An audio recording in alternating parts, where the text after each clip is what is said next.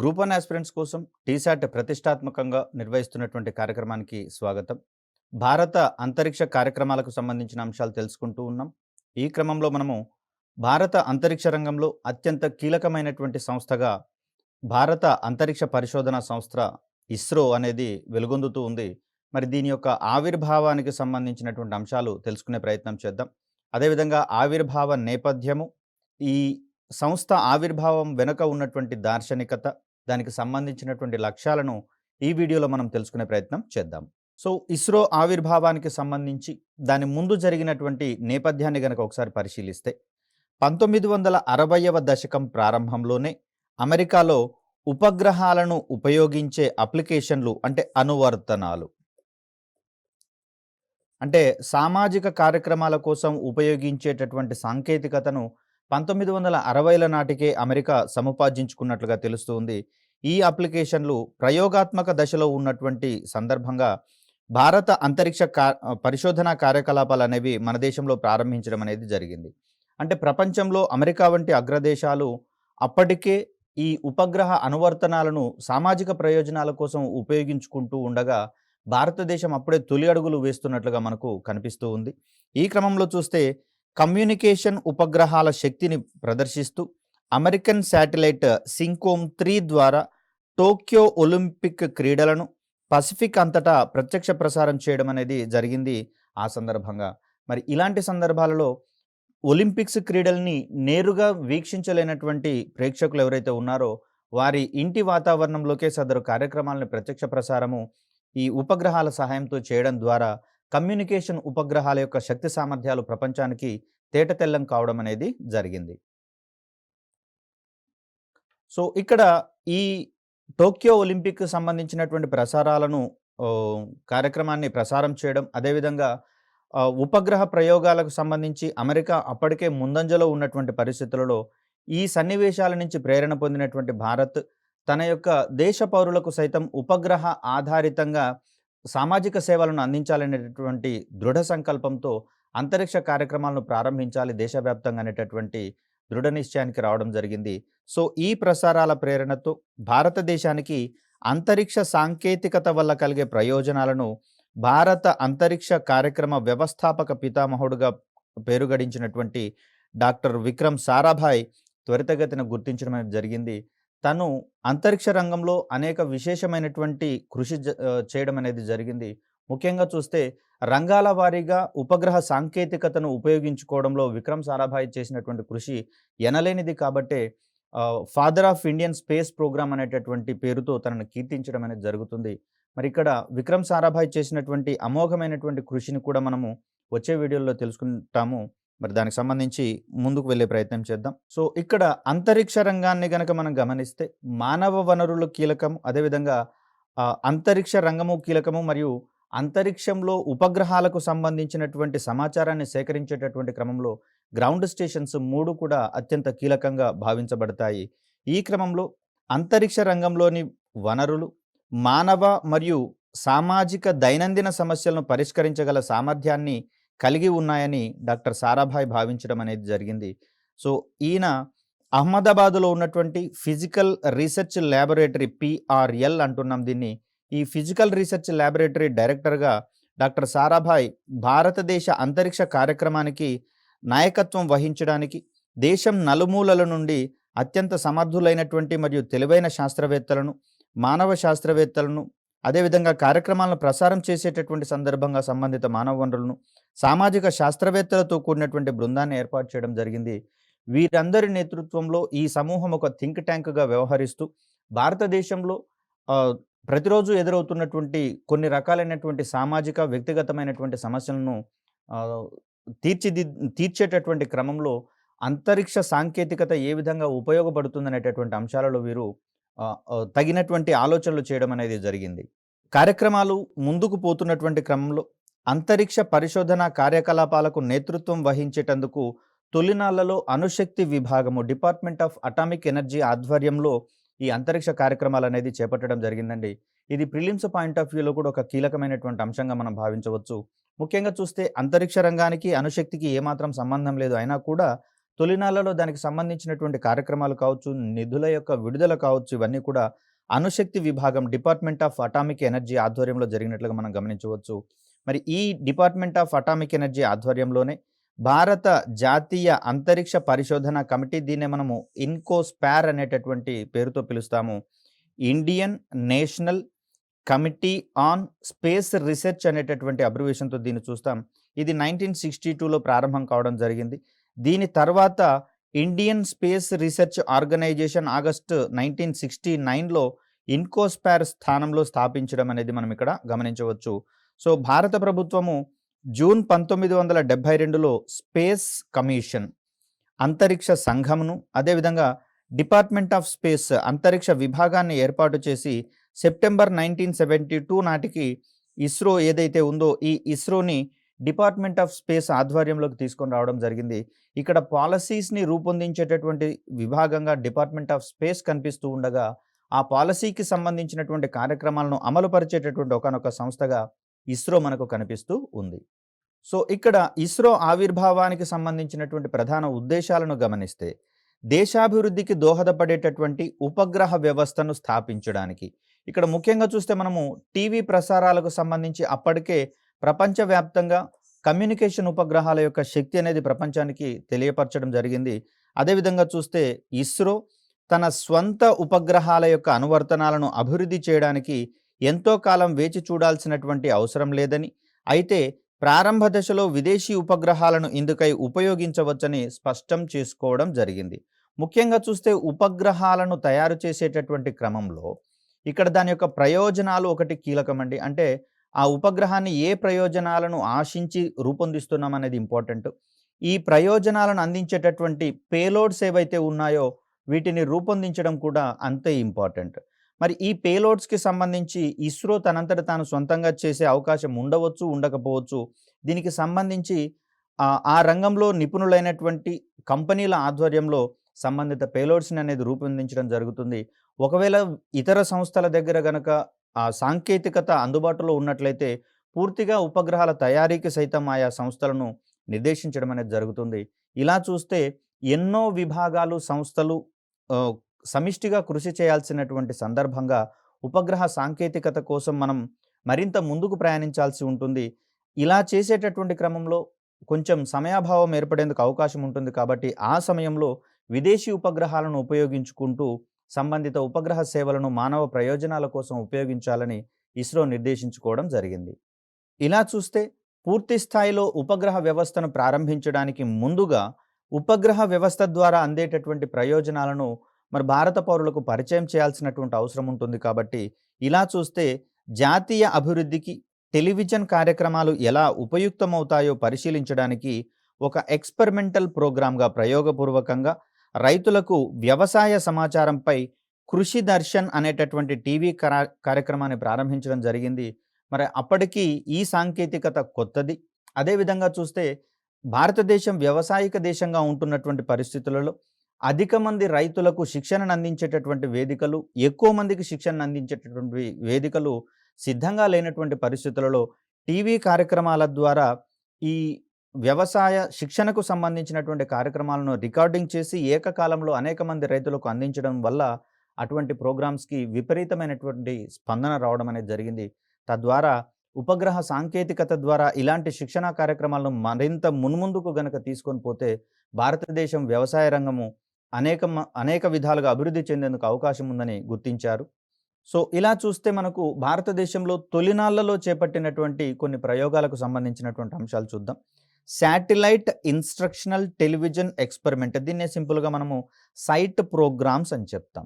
ముఖ్యంగా చూస్తే శిక్షణకు సంబంధించినటువంటి కార్యక్రమాలు, అవి విద్యకు సంబంధించినటువంటి కార్యక్రమాలైనా కావచ్చు, లేదా ఇతరత్ర ఇన్ సర్వీస్ ట్రైనింగ్‌కి సంబంధించిన కార్యక్రమాలు కావచ్చు, రైతులకు సంబంధించినటువంటి కార్యక్రమాలు కావచ్చు, వీటిని చేపట్టేటటువంటి క్రమంలో ఒక శిక్షణను అందించేటటువంటి ప్రోగ్రామ్స్‌ని రూపొందించి దీని ద్వారా ప్రసారం చేయడం అనేది జరుగుతుంది. 1975, 76లో గనక గమనిస్తే ప్రపంచంలో అతిపెద్ద సామాజిక శాస్త్ర ప్రయోగంగా ఈ సైట్ ప్రోగ్రామ్‌ని కీర్తించడం అనేది జరిగింది. ఇది నాసా మరియు ఇస్రోలు సంయుక్తంగా చేపట్టినటువంటి కార్యక్రమాలుగా మనకిక్కడ తెలుస్తుంది. ఆల్ ఇండియా రేడియో ఆధ్వర్యంలో ప్రోగ్రామ్స్ రూపొందించబడగా నాసా దీనిని టెలికాస్ట్ చేసేటటువంటి బాధ్యతలను తన మీద వేసుకోవడం అనేది జరిగింది. మరి ఈ కార్యక్రమాల ప్రసారానికి అమెరికాకు చెందినటువంటి ATS-6 అనేటటువంటి ఉపగ్రహం యొక్క సేవలను వినియోగించుకోవడం జరిగింది. అదేవిధంగా చూస్తే 1977, 79 మధ్య కాలంలో ఫ్రాంకో జర్మన్ అంటే 2 దేశాలు సంయుక్తంగా అభివృద్ధి పరిచినటువంటి సింఫనీ ఉపగ్రహాన్ని ఉపయోగించి ఇస్రో, అదేవిధంగా పోస్ట్స్ అండ్ టెలిగ్రాఫ్స్ డిపార్ట్మెంట్ 2 కూడా సంయుక్తంగా చేపట్టినటువంటి ప్రాజెక్టుగా మనకు శాటిలైట్ టెలికమ్యూనికేషన్ ఎక్స్పెరిమెంట్స్ ప్రాజెక్ట్, దీన్నే మనము స్టెప్ ప్రాజెక్ట్ అంటాము. ఇది పనితీరులో సైట్ ప్రోగ్రామ్‌ని అనుసరించేటటువంటి క్రమాన్ని ఇక్కడ మనం పరిశీలించవచ్చు.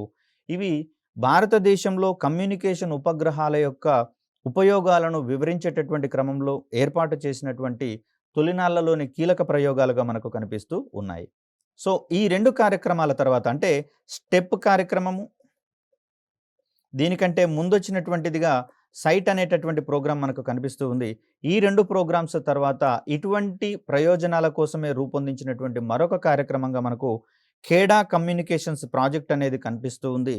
ఇది గుజరాత్ రాష్ట్రంలోని ఖేడా జిల్లాలో నీడ్ బేస్డ్ అంటే అవసరాలను ఆధారంగా చేసుకొని మరియు లోకల్ కమ్యూనికేషన్ ప్రాజెక్ట్ అంటే స్థానికంగా సమాచార ప్రసారాలను కల్పించాలనేటటువంటి ఉద్దేశంతో చేపట్టబడినటువంటి కార్యక్రమాల కోసం ఫీల్డ్ ల్యాబొరేటరీ అంటే క్షేత్రస్థాయిలో ఒక ప్రయోగశాలగా ఇది పనిచేయడం అనేది జరిగింది.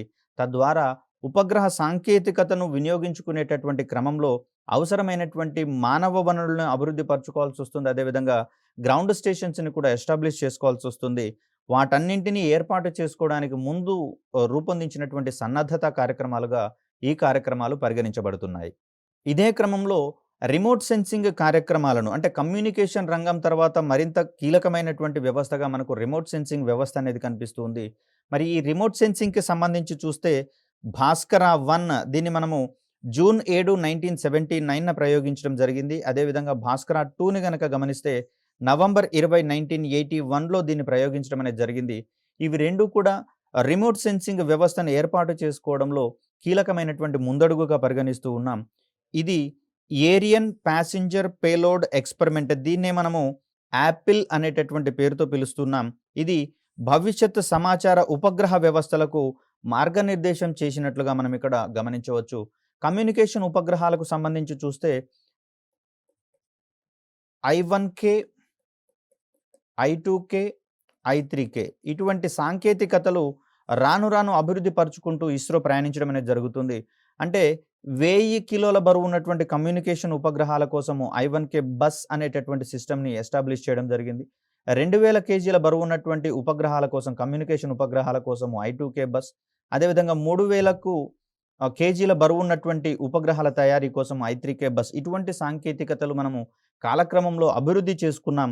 మరి వీటన్నిటికీ ప్రేరణగా మనకిక్కడ యాపిల్ ప్రోగ్రామ్ అనేది, యాపిల్ శాటిలైట్ ప్రోగ్రామ్ అనేది మనకిక్కడ దిశానిర్దేశం చేసినట్లుగా కనిపిస్తోంది. యాపిల్ అంటే ఏరియన్ ప్యాసింజర్ పేలోడ్ ఎక్స్పెరిమెంట్‌గా మనం ఇక్కడ చూస్తూ ఉన్నాం. అదేవిధంగా ఉపగ్రహ వ్యవస్థలను రూపొందించుకోవాల్సినటువంటి సందర్భంగా మరొక కీలకమైనటువంటి అంశంగా వాహక నౌకలను అభివృద్ధి పరుచుకునేటటువంటి అంశాలు కూడా కీలకమే. కాబట్టి ఇక్కడ వాహక నౌకల యొక్క తయారీ, అదేవిధంగా స్వదేశీయంగా వాటిని అభివృద్ధి పరుచుకోవడం మీద కూడా ఇస్రో కీలకమైనటువంటి నిర్ణయం తీసుకోవడం జరిగింది. ఆ విధంగా చూస్తే ఇస్రో ప్రస్థానంలో ఎస్ఎల్వి, ఏఎస్ఎల్వి అభివృద్ధితో స్వదేశీ వాహక నౌకల ప్రయోగాల పరంపర పిఎస్ఎల్వి, జిఎస్ఎల్వి వాహక నౌకల ఆవిర్భావానికి దారితీసినట్లుగా మనం ఇక్కడ గమనించవచ్చు. తొలినాళ్లలో రూపొందించుకున్నది ఎస్ఎల్వి కాగా దీనిని మరింత సామర్థ్యం పెంచి దాన్ని ఏఎస్ఎల్వి వాహక నౌకగా అభివృద్ధి పరుచుకోవడం జరిగింది. మరి ఈ 2 విజయవంతంగా ఉపగ్రహాలను కక్షలలోకి పంపించేటటువంటి క్రమంలో మరింత శక్తివంతమైనటువంటి ఉపగ్రహాలను అంటే ఉపగ్రహాల యొక్క సామర్థ్యం పెరిగినా లేదా ప్రయోజనాలు పెరిగినా కూడా వాటి యొక్క బరువు అనేది పెరుగుతుంది. కాబట్టి అధిక బరువు ఉన్నటువంటి ఉపగ్రహాలను ప్రయోగించేటటువంటి క్రమంలో, అదేవిధంగా ఉపగ్రహాలను మరింత ఎత్తులో ఉండేటటువంటి కక్షలకు చేర్చేటటువంటి క్రమంలో వీటిని మించినటువంటి శక్తి కలిగినటువంటి వాహక నౌకలు అవసరమవుతాయి. ఆ క్రమంలో రూపొందించబడినవే పిఎస్ఎల్వి మరియు జిఎస్ఎల్వి వాహక నౌకలకు సంబంధించి. మరి ఎస్ఎల్వి, ఏఎస్ఎల్వి వాహక నౌకల అభివృద్ధి ద్వారా వచ్చినటువంటి సాంకేతిక పరిజ్ఞానంతో పిఎస్ఎల్వి, జిఎస్ఎల్విలు రూపొందించడం జరిగింది. ఈ వాహక నౌకల సహాయంతో భారతదేశం ఉపగ్రహ సాంకేతికతలో, ఉపగ్రహ ప్రయోగ వాహక నౌకల సాంకేతికతలో స్వయం సమృద్ధి దశకు చేరుకోవడం జరిగింది. అంటే తొలినాళ్లలో మన ఆలోచనలు ఏ విధంగా ఉన్నాయంటే, ఉపగ్రహాల యొక్క సేవలను పొందాలి అంటే మనమే సొంతంగా తయారు చేసుకోవాల్సిన అవసరం లేదు. విదేశీ ఉపగ్రహాల సహాయం తీసుకోవచ్చు అనేటటువంటి ఆలోచనలు రావడం జరిగింది.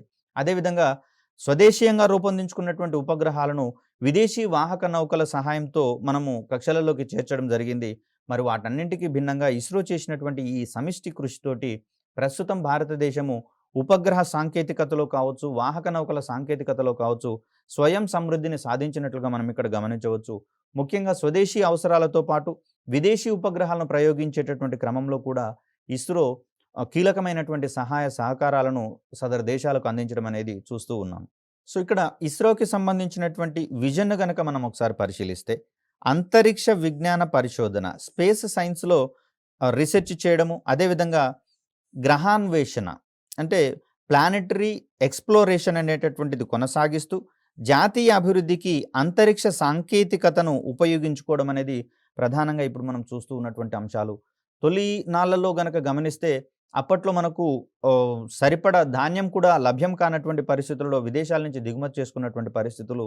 మరి అలాంటి సందర్భాలలో భారతదేశానికి అంతరిక్ష పరిజ్ఞానం ఎందుకు అని చెప్పేసి అని ప్రపంచ దేశాలు ఈషడిస్తున్నటువంటి క్రమంలో, భారత పౌరులకు సేవనందించేటటువంటి క్రమంలో మాకు సహాయపడేటటువంటి ఏ ఒక్క సాంకేతికతను వదులుకోవడానికి భారత్ సిద్ధంగా లేదు.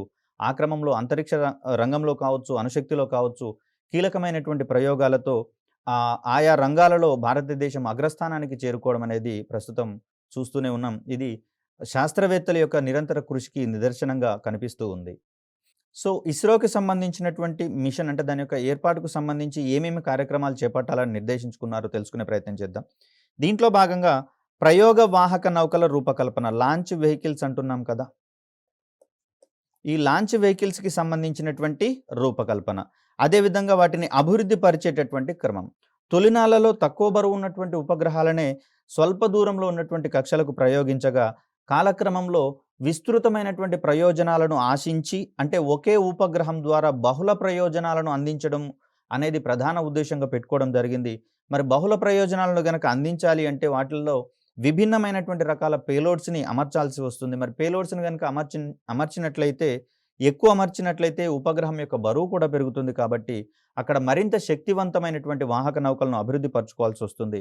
అదేవిధంగా చూస్తే స్పేస్ యాక్సెస్, అంతరిక్ష కార్యక్రమాల వినియోగానికి అనుకూలంగా ఉండేటటువంటి సాంకేతికతలను సైతం మనం ఇక్కడ రూపొందించుకోవాల్సి వస్తుంది.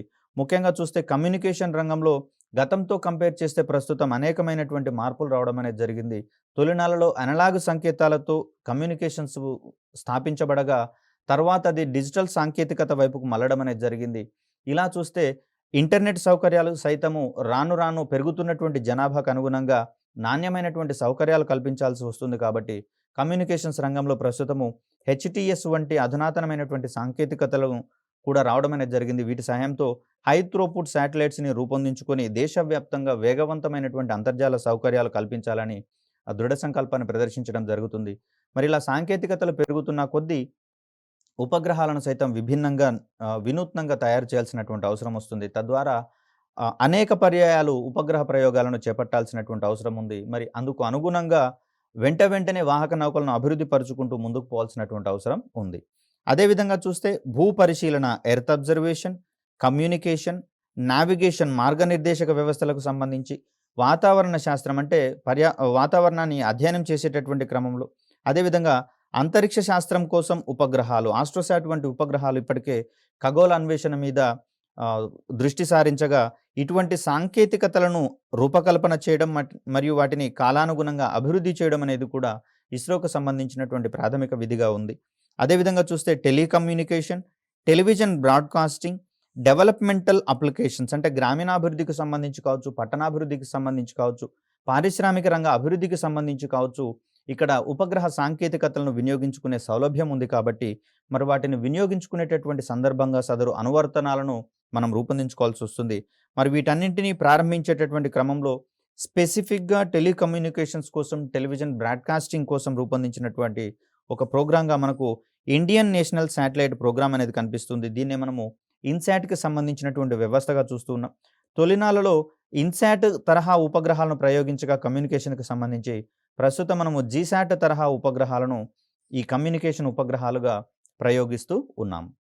ఇక్కడ కమ్యూనికేషన్ రంగంతో పాటుగా ప్రధానమైనటువంటి రంగంగా మనము రిమోట్ సెన్సింగ్ సంబంధించినటువంటి అంశాలను చూస్తూ ఉన్నాం. Remote sensing. ఈ రిమోట్ సెన్సింగ్ ఏ విధంగా పనిచేస్తుందనేటటువంటి అంశాన్ని ఒకసారి తెలుసుకొని మిగతా విషయాలకు వెళ్ళే ప్రయత్నం చేద్దాం. ముఖ్యంగా సూర్యుడి నుంచి వెలుతురు, వేడి భూమి వైపుకు ప్రసరిస్తుందని చెప్పేసి తెలుసుకున్నాం.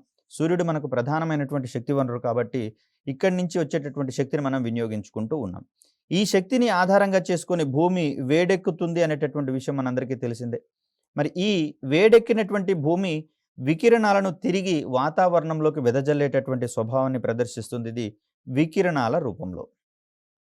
అయితే అక్కడ భూమి వేడెక్కడంతో పాటుగా భూమి మీద ఉన్నటువంటి సమస్త వస్తురాశి కావచ్చు, జీవజాలం కూడా ఆ ఉష్ణాన్ని గ్రహించి సంబంధిత పనులు చేపట్టుకునేటటువంటి పరిస్థితి మనందరికీ తెలిసిందే. ఇక్కడ ఒక్కొక్క వస్తువు వికిరణాలను వెదజల్లేటటువంటి క్రమంలో విభిన్నమైనటువంటి ధోరణులు ప్రదర్శించడం జరుగుతుంది. అంటే ప్రతి వస్తువు మిగతా వస్తువులతో కంపేర్ చేస్తే అదే విధమైనటువంటి స్థాయిలో ఉండేటటువంటి ఫ్రీక్వెన్సీస్ కావచ్చు, వేవ్ లెంగ్త్స్‌తో కావచ్చు, వేరియేషన్ ఉండేటటువంటి వికిరణాలను వెదజల్లే ధర్మాన్ని ప్రదర్శిస్తుంది. మరి ఇటువంటి వికిరణాల యొక్క ఫ్రీక్వెన్సీని కావచ్చు, వేవ్ లెంగ్త్స్‌ని కావచ్చు, సంబంధిత ఉపగ్రహాలు సేకరించడం అనేది జరుగుతుంది.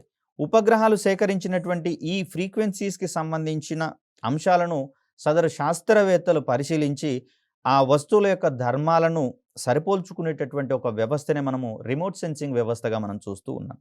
ముఖ్యంగా చూస్తే కరువు కాటకాలు ప్రబలినటువంటి సందర్భంగా ఎంత విస్తీర్ణంలో నష్టం వాటిల్లింది అని తెలుసుకోవాలి అంటే సమృద్ధిగా పంటతో అంటే పంట దిగుబడితో నిండుగా ఉన్నటువంటి పంటల నుంచి వచ్చే వికిరణాలు వేరేగా ఉంటాయి.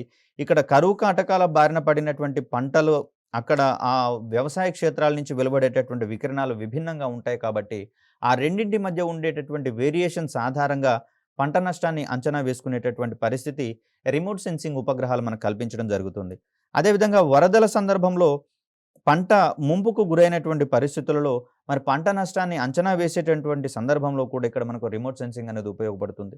అదేవిధంగా భూమిలో నిక్షిప్తమై ఉన్నటువంటి సహజ వనరులను గుర్తించేటటువంటి క్రమంలో కూడా మనకు రిమోట్ సెన్సింగ్ కార్యక్రమాలు అనేవి అమితంగా ఉపయోగపడడం జరుగుతుంది. ఇవి మనకు రిమోట్ సెన్సింగ్ అనేది అత్యంత కీలకమైనటువంటి మరొక విభాగంగా ఉన్నటువంటి పరిస్థితి కనిపిస్తుంది. మరి ఈ రిమోట్ సెన్సింగ్ కార్యక్రమాల కోసం కూడా ప్రత్యేకంగా ఉపగ్రహాలను రూపొందించి ప్రయోగించడం జరిగింది. ఇలా చూస్తే సహజ వనరుల నిర్వహణ, అదేవిధంగా అంతరిక్ష ఆధారిత చిత్రాలను ఉపయోగించి పర్యావరణ పరిరక్షణ చేపట్టడం కోసము రూపొందించబడినటువంటి ఒకానొక ప్రోగ్రామ్‌గా మనకిక్కడ Indian remote sensing satellite programme అనేది మనకు కనిపిస్తూ ఉంది. అదేవిధంగా చూస్తే సామాజిక అభివృద్ధి కోసం స్పేస్ ఆధారిత అప్లికేషన్‌లను రూపొందించడం కూడా ఇస్రో యొక్క విధిగా కనిపిస్తుంది. ముఖ్యంగా చూస్తే శాట్-నావ్ వ్యవస్థ అనేటటువంటిది మనందరికీ తెలిసిందే. అంటే శాటిలైట్‌ల ద్వారా నావిగేషన్‌ని పెంపొందించేటటువంటి వ్యవస్థగా మనకిది కనిపిస్తుంది. లేదా దీన్నే మనము నావ్‌శాట్ అనేటటువంటి పేరుతో కూడా పిలవచ్చు. నావిగేషనల్ శాటిలైట్స్ అంటే దిశను నిర్దేశించేటటువంటి క్రమంలో ప్రయాణ సమయాల్లో మార్గాన్ని చూపించేటటువంటి క్రమంలో ఇటువంటి వ్యవస్థలనేది అవసరం పడతాయి. మనందరికీ తెలిసినటువంటి జీపీఎస్ వ్యవస్థ ఏదైతే ఉందో ఇది కూడా పూర్తి స్థాయిలో ఉపగ్రహాల ఆధారంగా మనకు అనువైనటువంటి మార్గాలను, ప్రత్యామ్నాయ మార్గాలను సైతం చూపించేటటువంటి ఒక వ్యవస్థగా మనకు జీపీఎస్ అనేది కనిపిస్తుంది. మరి ఇవన్నీ కూడా శాట్-నావ్ ఉపగ్రహాలకు సంబంధించినటువంటి అనువర్తనాలుగా చూస్తూ ఉన్నాం. ఇలా రంగాల వారీగా అంతరిక్ష రంగాన్ని ఆధారంగా చేసుకొని సదరు ఉపగ్రహాల సహాయంతో ఏమేమి సేవలు మనం పొందవచ్చో వాటికి సంబంధించినటువంటి అప్లికేషన్స్ మొత్తం మనం ఇస్రో ఆధ్వర్యంలో రూపొందించడం జరుగుతుంది. అదేవిధంగా చూస్తే అంతరిక్ష శాస్త్రము మరియు గ్రహాల అన్వేషణకు సంబంధించినటువంటి పరిశోధన మరియు అభివృద్ధికి సంబంధించినటువంటి కార్యక్రమాలను సైతం ఇస్రో ముందుకు తీసుకుపోతుంది. ఇది మనకు చంద్రయాన్-1 ప్రోగ్రామ్‌కి సంబంధించి, చంద్రయాన్-2 ప్రోగ్రామ్‌కి సంబంధించి, అదేవిధంగా చూస్తే మార్స్ ఆర్బిటార్ మిషన్ అనేటటువంటి ప్రోగ్రామ్‌ల ద్వారా ఇప్పటికే తేటతెల్లం కావడం అనేది జరిగింది. ముఖ్యంగా చూస్తే చంద్రమండలం మీద కావచ్చు, అంగారక గ్రహం మీద కావచ్చు, మానవ ఆవాసాలను సుసాధ్యం చేసేటటువంటి దిశగా మిగిలిన ప్రపంచ దేశాలు ప్రయత్నిస్తూ ఉన్నటువంటి తరుణంలో, అదేవిధంగా అక్కడ ఉన్నటువంటి విలువైనటువంటి, అమూల్యమైనటువంటి ఖనిజాలను భారత అంటే ఇక్కడ భూమి మీదకి తీసుకొని వచ్చి వాటిని సదరు దేశాలు వాటి యొక్క పౌరులకు సేవలు అందించేటటువంటి క్రమంలో వినియోగించుకోవాలని నిర్దేశించుకుంటున్నటువంటి తరుణంలో మరి సదరు ప్రయోగాలు గనక మనం చేపట్టకపోతే, ఆ ప్రయోజనాలను భారత పౌరులకు అందించేటటువంటి క్రమంలో వెనుకబడిపోయే ప్రమాదం ఉంది కాబట్టి, భారతదేశం ఆ దిశగా కూడా ఇస్రో సహాయంతో కృషి చేస్తున్నటువంటి అంశాన్ని ఇక్కడ మనం పరిశీలించాలి. అదే విధంగా చూస్తే ఇక్కడ ఇస్రో యొక్క ఆబ్జెక్టివ్స్‌ని గనక మనం గమనిస్తే, మరి ఇక్కడ కార్యక్రమాలన్నింటిని రూపొందించుకోవాలని చెప్పుకున్నాం. ఐఆర్ఎస్ కార్యక్రమాలు కావచ్చు, ఇన్‌సాట్ కార్యక్రమాలు కావచ్చు, అదేవిధంగా నావిగేషన్‌కి సంబంధించినటువంటి ప్రోగ్రామ్స్ కావచ్చు. వీటన్నింటిని ఎస్టాబ్లిష్ చేసుకోవాలంటే ఏమేమి ఉపయుక్తం అవుతాయో వాటన్నింటి మీద కూడా ఇస్రో సమకూర్చుకోవడానికి దృష్టి సారించడం జరిగింది. మరి ఈ క్రమంలో చూస్తే పోలార్ శాటిలైట్ లాంచ్ వెహికల్ యొక్క కార్యాచరణ ప్రయోగాలు. ముఖ్యంగా పోలార్ శాటిలైట్ లాంచ్ వెహికల్ అనేది ధ్రువ కక్షలలోకి ఉపగ్రహాలను పంపించేటటువంటి ఒక వాహక నౌకగా కనిపిస్తుంది. ముఖ్యంగా చూస్తే దీని నుంచి రిమోట్ సెన్సింగ్ ఉపగ్రహాలను అధిక మొత్తంలో ప్రయోగించడానికి ధ్రువ కక్షలలోకి ప్రయోగిస్తాం కాబట్టి మిక్కిలి అనువైనటువంటి వాహక నౌకగా కనిపిస్తుంది. కనుకనే దీని యొక్క పేరును కూడా పోలార్ శాటిలైట్ లాంచ్ వెహికల్ అని నామకరణం చేయడం అనేది జరిగింది. అదేవిధంగా చూస్తే కమ్యూనికేషన్ ఉపగ్రహాల కోసం ప్రత్యేకంగా రూపొందించబడినటువంటి వాహక నౌకగా జిఎస్ఎల్వి అనేది కనిపిస్తూ ఉంది. సో ఈ క్రమంలో మనకు మార్క్ 1, మార్క్ 2 అండ్ మార్క్ 3 ఉపగ్రహ వాహక నౌకలు ఉన్నట్లుగా మనం గత వీడియోలో చెప్పుకున్నాం. దీంట్లో మార్క్ 1 అనేది రష్యా ఆధారిత క్రయోజనిక్ ఇంజన్లను ఉపయోగించుకొని రూపొందించుకోగా, మార్క్ 2 అండ్ మార్క్ 3లలో స్వదేశీ పరిజ్ఞానంతో రూపొందినటువంటి క్రయోజనిక్ ఇంజన్లను వాడి వీటిని అభివృద్ధి పరచుకోవడం అనేది జరిగింది. ముఖ్యంగా చూస్తే ఇది 2000 కేజీలకు పైగా ఉండేటటువంటి ఉపగ్రహాలను ప్రయోగించేటటువంటి వాహక నౌకగా కనిపిస్తూ ఉండగా, ఇది 3000 నుంచి 4000 కేజీల బరువు ఉన్నటువంటి ఉపగ్రహాలను ప్రయోగించేటటువంటి వాహక నౌకగా మనకు జిఎస్ఎల్వి మార్క్ 3 అనేది కనిపిస్తూ ఉంది. ఇలా చూస్తే వాటి నుంచి విభిన్నమైనటువంటి ప్రయోజనాలు ఆశించేటటువంటి పరిస్థితులలో మరిన్ని ఉపగ్రహాలను ప్రయోగించాల్సి వస్తుంది కాబట్టి, ఆ క్రమంలో అందుబాటులోకి వచ్చేటటువంటి సాంకేతికత అడ్వాంటేజ్‌లను ఆధారంగా చేసుకొని మరింత అభివృద్ధి పరిచేటటువంటి ఉద్దేశం అనేది ఇస్రోకు ఉన్నట్లుగా కనిపిస్తోంది. అదేవిధంగా భారీ ఉపగ్రహాల ప్రయోగానికి జియోసింక్రనస్ శాటిలైట్ లాంచ్ వెహికల్‌ని అభివృద్ధి చేయడము జిఎస్ఎల్వి మార్క్ 3 పేరుతోటి. ఇక్కడ చూస్తే కమ్యూనికేషన్ ఉపగ్రహాల రూపకల్పన, అభివృద్ధి మరియు వినియోగానికి సంబంధించినటువంటి అంశాలలో కూడా ఇస్రో అనేది కృషి చేయడం జరుగుతోంది. ఇప్పటికే మనము ఇన్‌సాట్ ఉపగ్రహాల పేరుతో, అదేవిధంగా జీశాట్ పేర్లతో అనేకమైనటువంటి కమ్యూనికేషన్ ఉపగ్రహాలను నింగిలోకి ప్రయోగించడం అనేది జరిగింది. దీనిని కొన్ని సందర్భాలలో పిఎస్ఎల్వి వాహక నౌకల ద్వారా, కొన్ని సందర్భాలలో జిఎస్ఎల్వి వాహక నౌకల ద్వారా ప్రయోగించడం అనేది చూస్తూ ఉన్నాం. సో వీటితో పాటుగా భూ పరిశీలన ఉపగ్రహాల రూపకల్పన, దీన్ని మనము ఎర్త్ అబ్జర్వేషన్ శాటిలైట్స్ అంటాం. Earth observation satellites. సో ఇలా చూస్తే కాలక్రమంలో ఇక్కడ వాతావరణం ఏ విధంగా మార్పు చెందుతుంది, ఆ మార్పులకు అనుగుణంగా మన యొక్క జీవన విధానం ఏ విధంగా ప్రభావితం అవుతుంది తెలుసుకోవాలి అంటే గనక వాటిని రెగ్యులర్‌గా అబ్జర్వ్ చేయాల్సి వస్తుంది. దానికోసము ఉపగ్రహ సాంకేతికత యొక్క తోడ్పాటును తీసుకోవడం కోసం దీన్ని రూపొందించుకోవడం జరిగింది. మరి ఇటువంటి ఉపగ్రహాలను రూపకల్పన చేయడము, వాటిని అభివృద్ధి పరచడం, అదేవిధంగా వినియోగించడం అనేది కూడా మనకు ఇస్రోకు సంబంధించినటువంటి కార్యక్రమాలుగా తెలుస్తుంది. అదేవిధంగా నావిగేషన్ శాటిలైట్ సిస్టమ్స్‌ని అభివృద్ధి పరచుకోవడం మరియు స్పేస్ సైన్స్‌కి సంబంధించి ప్లానెటరీ ఎక్స్‌ప్లోరేషన్ కోసం అనువైనటువంటి ఉపగ్రహాలను అభివృద్ధి పరచడం. ఇక్కడ ప్రయోజనాలు మారుతూ ఉన్నప్పుడు పేలోడ్స్ యొక్క అంటే పరికరాల యొక్క పనితీరు కూడా విభిన్నంగా ఉండేటటువంటి వాటిని మనము రూపొందించుకోవాల్సి వస్తుందండి. సో అలా ఉపగ్రహం ఏ ప్రయోజనం కోసమైతే రూపొందిస్తున్నామో ఆ ప్రయోజనాన్ని అందించేటటువంటి పరికరాల తయారీ కూడా కీలకం కాబట్టి ఉపగ్రహాల అభివృద్ధిలో సంబంధిత పరికరాల యొక్క అభివృద్ధి కూడా ఇమిడి ఉంటుంది. అదేవిధంగా చూస్తే భూ పరిశీలన యొక్క అనువర్తనాలు అంటే ఎర్త్ అబ్జర్వేషన్ శాటిలైట్స్ ఏవైతే ఉన్నాయో వీటికి సంబంధించినటువంటి అప్లికేషన్స్‌ని అందించేటటువంటి అనువర్తనాలను మనం ఇక్కడ రూపొందించుకోవాల్సి వస్తుంది. ముఖ్యంగా చూస్తే వ్యవసాయ రంగానికి సంబంధించి అంటే ఇదివరకే చెప్పుకున్నాం, పంట తీరు అంచనాలను సైతం ఉపగ్రహ సాంకేతికత ఆధారంగా మనం చేపట్టవచ్చు. అదేవిధంగా పంట దిగుబడి అంచనాలను సైతము మనం ఉపగ్రహ సాంకేతికత ఆధారంగా నిర్దేశించుకోవచ్చు. వీటికి అదనంగా ప్రెసిషన్ ఫార్మింగ్ అనేటటువంటి వ్యవస్థ ఒకటి ఎస్టాబ్లిష్ చేసుకోవడం అనేది జరుగుతుంది. సో దీంట్లో భాగంగా ఒక ప్రదేశంలోని వాతావరణానికి అనుగుణంగా ఏ పంటలను వేస్తే లాభదాయకంగా ఉంటుందనేటటువంటి అంశాలను ముందుగానే ఊహించి రైతులకు సమాచారం అందించేటటువంటి వ్యవస్థగా మనము ప్రెసిషన్ ఫార్మింగ్‌కి సంబంధించిన అంశాలు చూస్తూ ఉన్నాం. ఇలా విభిన్నమైనటువంటి సామాజిక అనువర్తనాల కోసం అవసరమైనటువంటి అంతరిక్ష ఆధారిత వ్యవస్థలను అభివృద్ధి పరుచుకోవడం అనేది ఇస్రో తన యొక్క భుజస్కంధాల మీద వేసుకొని ముందుకు పోతున్నట్లుగా మనం ఇక్కడ గమనించవచ్చు. మరి ఇలాంటి కార్యక్రమాలను రూపొందించేటటువంటి క్రమంలో ఇస్రోకి తన ఆధ్వర్యంలో ఉన్నటువంటి అనేక సంస్థలు ఇతోధికంగా తోడ్పడుతున్నట్లుగా మనం గమనించవచ్చు. ఉపగ్రహాలను రూపొందించుకోవడము, అదేవిధంగా వాటికి సంబంధించినటువంటి వ్యవస్థల యొక్క పనితీరుని అంచనా వేసుకోవడము, అదేవిధంగా వాటిని ప్రయోగించేటటువంటి క్రమంలో అవసరమైనటువంటి ఉపగ్రహ వాహక నౌకల్ని అభివృద్ధి పరచడము, వాటికి సంబంధించినటువంటి ఇంధనాలను సమయాన్ని బట్టి సమకూర్చేటటువంటి క్రమంలో అనేకమైనటువంటి సంస్థలు ఇస్రోకి విశేషంగా తోడ్పాటును అందిస్తున్నటువంటి క్రమంలో వాటికి సంబంధించినటువంటి వివరాలను మరొక వీడియోలో వివరించే ప్రయత్నం చేస్తాను. అప్పటి వరకు సెలవు. ధన్యవాదాలు.